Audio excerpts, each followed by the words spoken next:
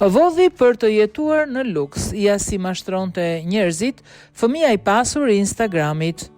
Jack Watkin, 26 vjeç, I cili u bë I njohur si fëmia I pasur I Instagramit, është dënuar me 60 burg për mashtrimin e miqve dhe të afërmëve në një skem mashtrimi që arrinte pothuajse në 230.000 euro. Watkin u paraqit në rrjetet sociale si milioner, duke pretenduar se familja e tij ishte si Kardashianët e Britanisë për të bindur njerëzit të investonin në një biznes fiktiv të çantave luksoze të markës Hermes. Ai premtonte kthimet mëdha financiare nëse njerëzit I jepnin hua para për të blerë dhe shitur çanta Hermes.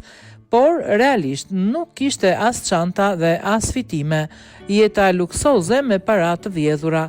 Sipas gjykatës së kurorës në Chester dhe raportimeve të Daily Mail gjatë 2 viteve e gjysmë, Watkin I papunë shpenzoi mbi 1.38 milion euro për hotele me 5 yje, pushime luksoze dhe mallra firmato.